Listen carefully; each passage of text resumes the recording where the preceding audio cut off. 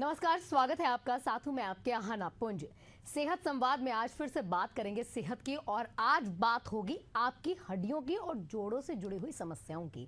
बदलती जीवन शैली के साथ साथ ये आम भी होती जा रही है, और इसी के लिए हमारे साथ आज ऑर्थोपेडिक विशेषज्ञ मौजूद है जो ये बताएंगे कि हड्डियों की सही देखभाल, इलाज और सावधानियों के बारे में क्या कुछ खास रहने वाला है। और संवाद को शुरू करेंगे। हमारे साथ निवेश निभानी जी जुड़ चुके हैं, ऑर्थोपेडिक हैं, और इसी के साथ Shri Venkateshwara super speciality hospital में भी एक कार्यरत है, और तमाम चीजें डीपली हम जानेंगे। और पहला सवाल मेरा आपसे सर यही रहेगा, और आपका बहुत बहुत स्वागत है निवेश जी।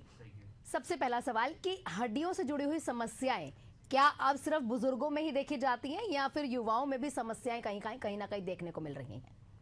जी, हड्डियों में समस्याएं हर एज में होती है, राइट फ्रॉम जब हमारा इंसान पैदा होता है तब से लेके लास्ट मिनट तक अपनी लाइफ के। तो अलग अलग प्रॉब्लम्स हैं। मोस्टली हड्डियों की प्रॉब्लम हमारे समाज में लोग सोचते हैं जब गिर गए, फ्रैक्चर हो गया, उसी को कहते हैं। बट फ्रैक्चर क्यों हुआ? कई बार कमज़ोर हड्डी की वजह से हो जाता है, कई बार हड्डियां घस जाती हैं, कोई लिगामेंट डैमेज हो जाते हैं, तो कभी इन्फेक्शन हो जाता है, कभी बाय बर्थ हड्डी ठीक से बनी नहीं है, ऐसा भी होता है। तो बहुत वैरायटी ऑफ कंडीशंस है हड्डियों की बीमारियों के। इसी तरह ये भी समझना चाहेंगे, क्योंकि देखिए जब सर्जरी होती है तो ये ऑर्थोपेडिक सर्जरी क्या है? क्या सिर्फ हड्डियों की सर्जरी हो जाती है? थोड़ा ना लोगों के लिए समझना ज़रूरी रहता है। और कौन कौन सी समस्याओं का ये इलाज करती है, जैसे कि जॉइंट रिप्लेसमेंट भी कभी कभी देखने को मिलती है, और क्यों ये आवश्यक हो जाती है? जी, it's a very good question. तो इसमें क्या है, जैसे जॉइंट रिप्लेसमेंट है वो यूजुअली एक ओल्डर एज पॉपुलेशन में होती है, 55-60 प्लस लोगों में। खासकर घुटने जो हैं वो हमारे घिस जाते हैं, इसीलिए जितना प्रोपोर्शन घुटनों का घिस जाता है उतना ही रिप्लेस किया जाता है, उसको जॉइंट रिप्लेसमेंट कहते हैं। साथ में अर्ली एज में भी पाया जाता है, क्योंकि हमारा स्टेट जो है वो सिकल सेल बेल्ट है। तो सिकल सेल एनीमिया की वजह से दोनों कूल्हों में उसका जो हड्डी है वो एवियन हो जाता है, ख़राब हो जाता है, तो उसमें कूल्हे रिप्लेसमेंट किए जाते हैं अर्ली एज में। लेट एज में तो नॉर्मल डीजनरेटिव उम्र के साथ जो आर्थराइटिस होता है उसके लिए रिप्लेसमेंट किया जाता है। छोटे बच्चों से अगर शुरुआत करें, देखिए जब भी कोई नव शिशु होता है, नवजात शिशु होता है, तो नवजात शिशु के समय से लेकर और जैसे जैसे वो युवा श्रेणी की तरफ बढ़ता है, क्या क्या चीज़ें बेहद ज़रूरी है जो हमें ख्याल रखनी चाहिए? देखिए, मैं एकदम आपको बेसिक्स बताऊंगा। जब बच्चा पैदा होता है तो बहुत बार बर्थ ट्रॉमा होता है, जिसकी वजह से यहाँ की नसें जो है वो ख़राब हो जाती है, जिसे हम ब्रेकियल प्लेक्सस कहते हैं। उसकी वजह से बच्चे का शोल्डर का जो अपीयरेंस होता है वो ख़राब हो जाता है। डॉक्टर या फिर उसके परिजन देखते हैं, बोलते हैं ये तो अलग लग रहा है, तो उस वक्त आपको एक पीडियाट्रिक ऑर्थोपेडिक सर्जन को दिखाना पड़ता है।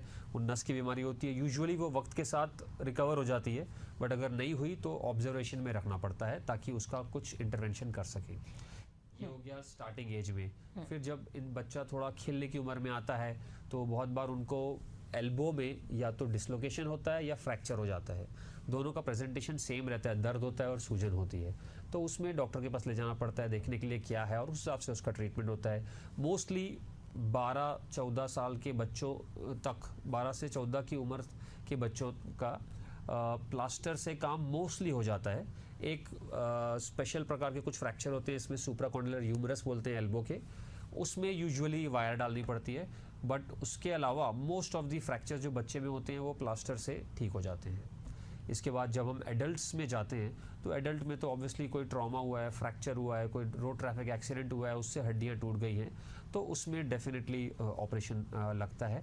और हड्डियों का ऑपरेशन का मतलब उसमें हम हड्डियां एक्चुअली हम नहीं जोड़ते हैं, भगवान खुद नेचुरली उसे जोड़ता है, बस हम उसको एक लाइन में बैठा देते हैं ताकि वो उसी लाइन में जुड़े, ऐसा आड़ी टेढ़ी नहीं जुड़ जाए। क्योंकि कई बार हमारे पास मरीज आते हैं जो अलग अलग गांव से आते हैं और वो बोन सेटर्स के पास जाते हैं जिनकी हड्डियां सेट की जाती है, तो वो हड्डियां बाहर से सेट करने की वजह से वो आड़ी टेढ़ी जुड़ जाती है और फिर टेढ़ा हड्डी लेके आते हैं, तो उसमें फिर सीधा करना पड़ता है और फिर उससे प्लेट या फिर रॉड लगानी पड़ती है।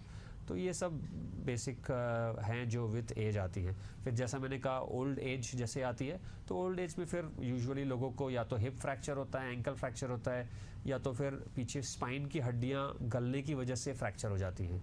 तो इन सब के भी ट्रीटमेंट अकॉर्डिंग टू किस टाइप का फ्रैक्चर है, पेशेंट का स्टेटस कैसा है, वो कैसे चल पा रहे हैं नहीं चल पा रहे हैं, एम्बुलेटरी स्टेटस क्या है, वो सब देख के किया जाता है। इससे इधर ये भी समझना चाहेंगे क्योंकि देखिए आपने तमाम जो श्रेणियां हैं वो बताई, सर्जरी की बात हो रही है, तो कौन सी एज में, या फिर देखिए बच्चे हैं तब ज्यादा रिकवरी अच्छे से होती है, एडल्ट हो जाते तब रिकवरी अच्छे से होती है, देरी कब कौन सी स्टेज में होती है?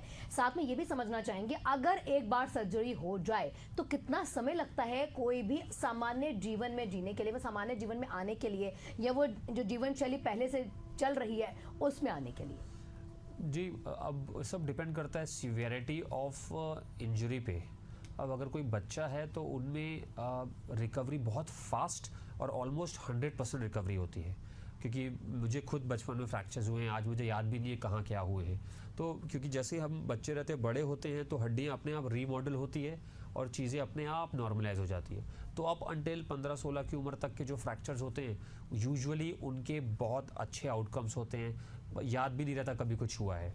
बट जैसे ही हम एडल्ट होड में जाते हैं तो उसके बाद अगर कोई फ्रैक्चर हुआ या ज़्यादा गंभीर है तो उसकी रिकवरी डेफिनेटली स्लो भी होती है और पूरी 100% तक नहीं हो पाती है। तो it all depends on the severity. ठीक, उससे इधर ये भी समझना चाहेंगे कि देखिए हमेशा आजकल बहुत ज़्यादा क्योंकि साइंस ने तरक्की कर ली है और हम हमेशा सुनते हैं रोबोटिक सर्जरी, और ऐसा कहा जाता है ये अमूमन हार्ट सर्जरी के लिए या फिर कोई और ऐसे पार्ट्स होते हैं उसमें काम आता है। क्या ऑर्थोपेडिक सर्जरीज के लिए रोबोटिक सर्जरी सच में काम आती है और होता क्या है? फिलहाल ऑर्थोपेडिक्स में सिर्फ जॉइंट रिप्लेसमेंट में ही रोबोटिक सर्जरी आई है, जिसमें रोबोट की मदद से ऑब्वियसली थोड़ा जो चीरा होता है इसका जॉइंट रिप्लेसमेंट करने के लिए जो स्किन का चीरा लेते हैं वो थोड़ा छोटा हो जाता है, मसल कटिंग कम होती है, बोन कटिंग भी थोड़ी सी कम होती है। डेफिनेटली उसके ड्रॉबैक्स हैं, उसके फ़ायदे हैं, बट कुछ ड्रॉबैक्स भी हैं क्योंकि रोबोट आपके कंट्रोल में कई बार नहीं रहता है, मशीन है, it can shut down at any time. उस वक्त कई बार होता है कि जो चीज़ हमें नहीं काटनी है वो भी कट सकती है, अलाइनमेंट इशू आ सकता है। तो हर जस्ट लाइक एनी मशीन उसके प्रोज एंड कॉन्स दोनों ही हैं। तो लोगों को कहीं ना कहीं ये मिथ नहीं रहती कि भाई रोबोट हमारी सर्जरी कर रहा है, हमेशा ज़्यादा विश्वास जो है डॉक्टर पर होता है। तो ये समझना ज़रूरी है कि उस रोबोट के पीछे भी डॉक्टर बहुत से काम कर रहे होते हैं, वो किस तरह से संचालित होते हैं? बिल्कुल, मैं सिर्फ हड्डियों की बात करूंगा तो उसमें जॉइंट रिप्लेसमेंट में जो रोबोट की टेक्निक आई है उसमें ऑपरेशन तो सर्जन ही कर रहा है, it is just robotic assisted surgery. तो हमारे हाथ में ही गन रहती है और हम उसी से कट कर रहे होते हैं। कुछ रोबोट्स ऐसे भी आते हैं जिसमें रोबोट खुद कट कर रहा होता है, बट उसका भी रिमोट कंट्रोल हमारे हाथ में रहता है, क्या कट करना है क्या नहीं कट करना है उसकी सेटिंग हमारे हाथ में रहती है। But still you have to be very vigilant, इसीलिए एक डॉक्टर को रिप्लेस करना इज़ नॉट पॉसिबल। ठीक, क्या रोबोटिक सर्जरी से फायदे हो पाते हैं? अगर पुरानी सर्जरीज को देखा जाए जो आम डॉक्टर क्या करते थे और हम अचानक से रोबोटिक सर्जरी पे स्विच हो गए, तो क्या इनमें ज़्यादा बड़ा डिफरेंस है और क्या फ़ायदे सच में होते हैं? डेफिनेटली देखो, जो चला रहा है रोबोट उस पर भी डिपेंड करता है। अगर जिसकी ट्रेनिंग हुई नहीं है वो चला रहा है तो रिजल्ट्स भी प्रॉब्लम अच्छे नहीं आएंगे, जिसकी अच्छी ट्रेनिंग करके चलाई हुई है उसके रिजल्ट्स बेटर आएंगे। तो it all depends on that. Robotic surgery से इतर भी समझना चाहेंगे ये जो रिप्लेसमेंट्स है, जो हमने कहीं ना कहीं इनिशियली बात की है शुरुआत में ही कि रिप्लेसमेंट भी एज फैक्टर पर डिपेंड करती है या फिर कोई मेजर एक्सीडेंट हो जाते हैं तब भी डिपेंड करती है, तो ये कितनी सुरक्षित रहती है और इसमें बड़ा जोखिम क्या हो सकता है? देखिए, जॉइंट रिप्लेसमेंट में सबसे बड़ी चीज़ जो पेशेंट पूछते हैं कि मैं वापस चल पाऊंगा या नहीं, क्योंकि बहुत सारे पेशेंट्स ऐसे आते हैं जो बोलते हैं हमारे आस पड़ोस में इनका नी रिप्लेसमेंट हुआ है, वो अभी चल ही नहीं पा रहा है, व्हील चेयर में पहले भी थे अभी भी है। तो दिस इज़ इट्स एक्चुअली कि बहुत बार होता है कि जॉइंट रिप्लेसमेंट के पहले उन्होंने अपनी मसल कंडीशनिंग या तो नहीं कराई है। इट ऑल कम्स कि आपको डॉक्टर आपके जो डॉक्टर है वो आपको कितना क्या गाइड किए बताए हैं। तो फर्स्ट ऑफ ऑल आपका ऑपरेशन के पहले मसल की कैसी कंडीशन है, सेकंड ऑपरेशन कैसा हुआ है और ऑपरेशन के बाद थर्डली आप फिजियोथेरेपी कैसे कर रहे हैं। ये सबसे इम्पॉर्टेंट एस्पेक्ट होते हैं फॉर अ सक्सेसफुल सर्जरी। तो ये सारी चीज़ें अगर सीक्वेंस में एक ट्रेंड सर्जन कर रहा है एक अच्छे वेल इक्विप्ड सेंटर में, तो उसके रिजल्ट्स एब्सोल्युटली अच्छे रहते हैं। और अगर कोई कॉम्प्रोमाइज़ जगह कर रहा है तो फिर डेफिनेटली जिसको पता ही नहीं है क्या करना है तो रिजल्ट भी वैसे ही आते हैं। डॉक्टर एक चीज़ और समझना चाहेंगे, ये जितने भी रिप्लेसमेंट्स की बात हो रही है, चाहे वो जॉइंट रिप्लेसमेंट हो, चाहे वो नी रिप्लेसमेंट हो, ये कोई एज भी होती है कि इन्हीं एज में ज़्यादातर भारत में देखने को मिलती है कि भाई 50 से ऊपर की जो महिलाएं होंगे या जो पुरुष होंगे उनमें ज़्यादातर रिप्लेसमेंट की कहीं ना कहीं शिकायत आती है? जी, रिप्लेसमेंट एक हम जो चीज़ खराब हो जा रही है उसको रिप्लेस कर रहे हैं। जैसे किसी गाड़ी के टायर हैं वो घिस गए हैं तो कुछ सालों बाद उसे रिप्लेस किया जाता है। वैसे ही घुटने भी और कूल्हे भी कुछ समय बाद घिस जाते हैं, तो वो ओल्ड एज में ही होगा। जब इंसान पैदा होता है 50, 60, 55 तक जाता है तो वो घिसना शुरू हो जाते हैं। घिसने के बहुत सारे कारण हैं, तो जैसे ही वो घिसना शुरू हो जाते हैं उसके बाद ही ये ऑपरेशन पिक्चर में आता है। बट जैसे मैंने कहा कि कुछ केसेस में ये अर्ली भी होता है, बट वो केसेस हार्डली 1 to 2% रहेंगे। हमारे स्टेट में शायद थोड़े ज़्यादा हैं because of sickle cell anaemia बहुत प्रेवलेंट है यहाँ पे, but otherwise joint replacement is basically old age problem. और क्योंकि हड्डियों को सुरक्षित रखने के लिए कहते हैं ना, उनको अच्छे से काम कर पाए हम भविष्य में, अपनी एज जैसे जैसे बड़ी हो रही है अपना ख्याल रखने के लिए क्या विशेष चीज़ें हैं जो हमें हमेशा ध्यान रखनी चाहिए? वो खाने पीने में हो या एक्सरसाइज से जुड़ी हुई हो या फिर सोने उठने में, अपने मतलब लाइफस्टाइल में क्या कुछ ऐड कर लेना चाहिए जो हमारी बोन्स के लिए या हमारी हड्डियों के लिए, जिसको हम कहते हैं, वो सही रहे? It's a very good question again ये जो हड्डियों की और मसल्स की प्रॉब्लम है, this is all because of lifestyle. So अगर हम सही टाइम पे 10-11 बजे के अराउंड सो जाएं, सुबह सही टाइम पे उठें, तो बॉडी को एडिक्वेट रेस्ट मिल जाता है। सेकेंडली, रेगुलर कोई ना कोई प्रकार का व्यायाम करते रहें, बोथ कार्डियो एक्सरसाइज भी करें और वेट ट्रेनिंग भी करें, उससे मसल का मास मेंटेन रहता है। थर्ड, डाइट में हाई प्रोटीन डाइट रखें। अगर हाई प्रोटीन डाइट लेंगे तो वो मसल्स एंड बोन्स का वही आहार होता है, तो उससे अपने आप रिप्लेनिश होने में मदद होती है।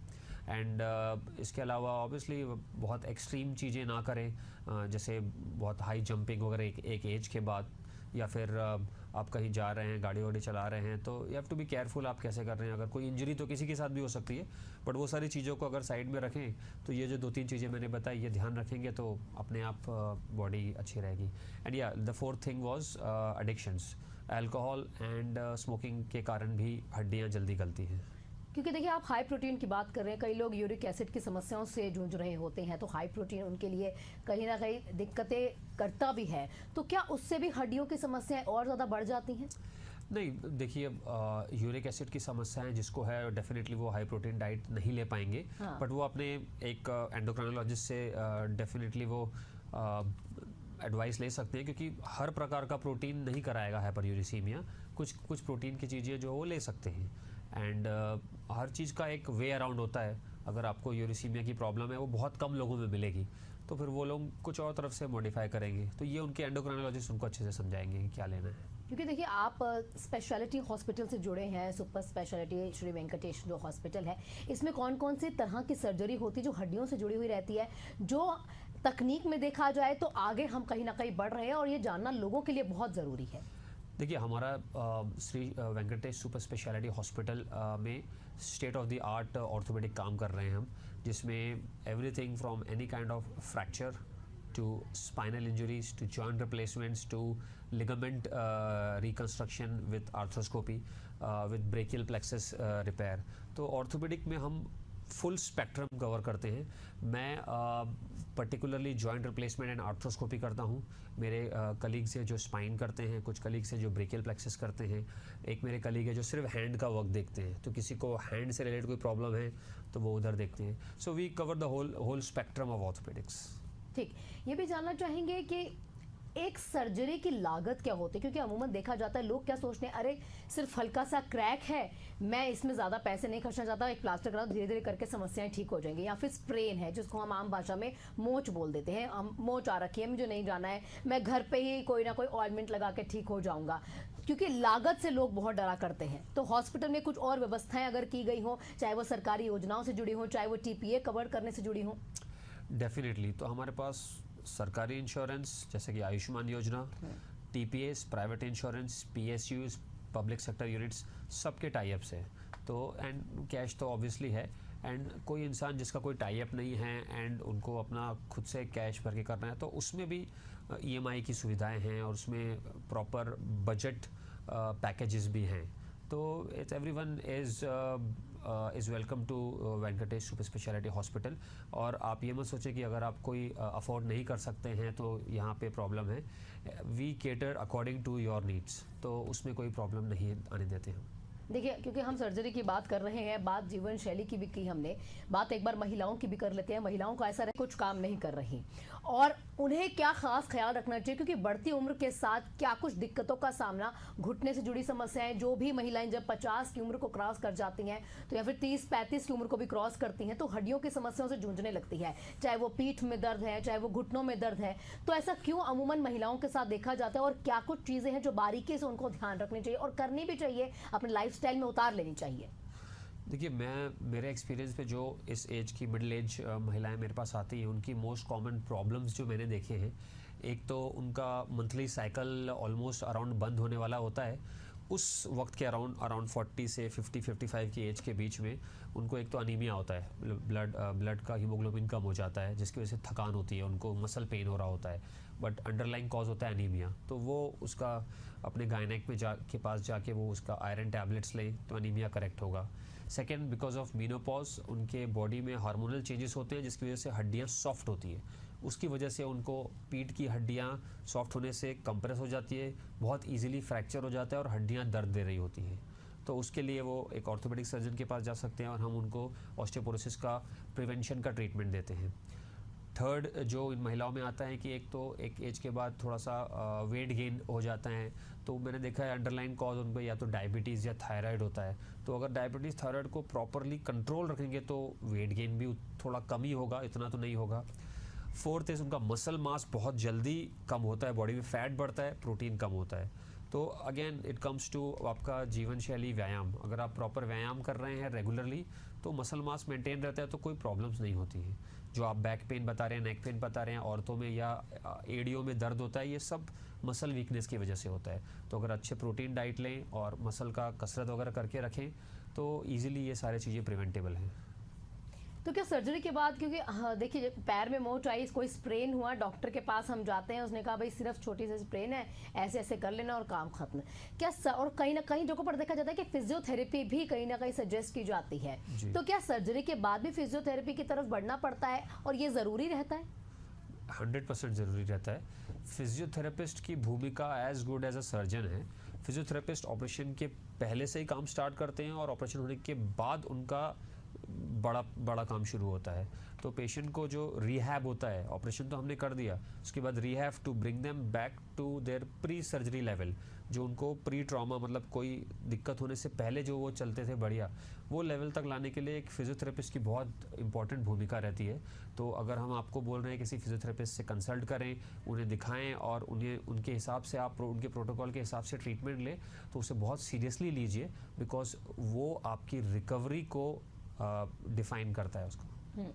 देखिए, आप क्योंकि बार बार ये बता भी रहे हैं कि डॉक्टर के पास जाके कंसल्ट जरूर कीजिए, लेकिन कुछ ऐसे टिप्स जो आप जाते जाते देना चाहें, बताना चाहें। अगर आप घर में हैं, बच्चे हैं अगर आपके, तो आपको अपने बच्चों की डाइट में ये जो पौष्टिक आहार है आपको शामिल करना है, क्योंकि देखिए अमूमन जो महिलाएं होती हैं या जो गृहिणियां होती हैं उनको नहीं पता है कि आहार में हमें को अपने बच्चे के क्या शामिल करना है, या कुछ महिलाएं जो घर में बैठी हैं उनको नहीं पता है कि मुझे अपने आहार में ये ज़्यादा ले लेना चाहिए, ये कम लेना चाहिए, हड्डियों के लिए स्वस्थ रहेगा। बच्चों के लिए पर्टिकुलरली या किसी भी एज के लिए बोलोगे तो ग्लास ऑफ मिल्क, रोज एक ग्लास ऑफ मिल्क लें। और जो लोग नॉनवेज खा सकते हैं वो लोग मे बी अंडा, एक बॉइल्ड एग लें एवरीडे, वन बॉइल्ड एग। तो उससे बच्चों की ग्रोथ, स्केलेटल ग्रोथ जो हड्डियों की है, मसल्स की है, वो परफेक्ट रहेगी। यही चीज़ सेम एडल्टहुड में भी सेम काम करेगी। और जो वेजिटेरियंस हैं वो दूध और दूध के पदार्थ जैसे कि दही, पनीर, ग्रीन वेजिटेबल्स, अलग अलग प्रकार की दालें लाइक सोयाबीन, मूंग, वो सब ले तो उससे प्रोटीन मिलेगा। अगर ये सब हम लेंगे तो अपने आप बॉडी अच्छी रहेगी, कोई प्रॉब्लम नहीं है। एंड एक्सरसाइज साथ में। ठीक, क्योंकि ये भी समझना चाहेंगे, देखिए डॉक्टर आप लंबे समय से कई ऐसी सर्जरीज आपने की होंगी जो आप साझा ये करना चाहें, बताना चाहें। एक ये खास सर्जरी थी जो इस समय पर मैंने की थी और भविष्य में अगर आपके साथ ऐसा कुछ होता है, आपको छोटे छोटे कुछ लक्षण दिखाई देते हैं, तो आपको खास ख्याल रखें, उसी समय डॉक्टर के पास जाना है। कभी कभी लगता है अरे मैं हल्का सा गिरा, मुझे लगा सिर्फ ये स्प्रेन हो सकता है, ये थोड़ी देर गिरने के कारण मुझे दर्द हो सकता है, लेकिन ये बड़ी समस्या हो सकती है, इसके यहाँ पर ऐसे लक्षण होंगे। वेल कुछ महीने पहले मैंने ऐसी एक सर्जरी की थी जिसमें मरीज मेरे पास घुटने की पेन की कंप्लेन लेके आया था और वो काफ़ी अस्पतालों में घूमा था, मेरे पास आया, फिर घुटने की लेके आया। मैंने उसको जैसे ही वो चलते हुए मेरे ओपीडी में आया, मैंने देखा इसका तो हिप में कुछ प्रॉब्लम लग रहा है। उसको एग्जामिन किया, एक्सरेज किए तो पता चला हिप डिसलोकेटेड था, मतलब हिप जॉइंट बाहर आया था अपनी जगह से और उसको लग रहा था घुटने में प्रॉब्लम है, घुटने में दर्द हो रहा है और हर डॉक्टर जो दिखाया वो बस घुटने का स्कैन कर रहा था। तो अगर आपको कहीं एक दर्द हो रहा है किसी जॉइंट में तो याद रखिए उस जॉइंट के एक जॉइंट ऊपर एक जॉइंट नीचे का भी स्कैन कराएं, क्योंकि प्रॉब्लम ऊपर से भी हो सकती है, वो नीचे डायरेक्ट हो रही है। तो ये एक बहुत अच्छा केस था जिसमें फिर हमने अल्टीमेटली उसका हिप डिसलोकेटेड पड़ा था 6 महीने से, तो उसको हिप रिप्लेसमेंट किया और नी में जो लिगामेंट इंजरीज थी उसको भी टैकल किया। तो this is one thing which one should remember. अगर आपको रिजल्ट्स नहीं आ रहे हैं एक जगह दिखा के और उसका दर्द ठीक नहीं हो रहा है तो एक सेकेंड ओपिनियन ले सकते हैं आप, और एक जॉइंट ऊपर नीचे का रूल याद रखें। क्योंकि आपने शुरुआत में कहा लाइफस्टाइल में चेंजेस के साथ आपको एक्सरसाइज कहीं ना कहीं ऐड कर लेनी है अपने जीवन शैली में। ये भी समझना होगा क्या एक्सरसाइज से सर्जरीज टाली जा सकती हैं, या फिर ये मस्ट हो जाता है कि भाई अब तो सर्जरी होगी ही, या कभी कभी होता है कि भाई आप लगातार महीना, सवा महीना, 2 महीने ये एक्सरसाइज कीजिए और हो सकता है कि सर्जरी टल जाए? देखिए अब डिपेंड करता है आप किस बारे में बात कर रहे हैं। अगर किसी को फ्रैक्चर हो गया है, कोई चोट लग गई है, फिर तो सर्जरी होएगी, उसमें पहले से प्रिवेंट कुछ कर नहीं सकते हो, तो नसीब है अपना।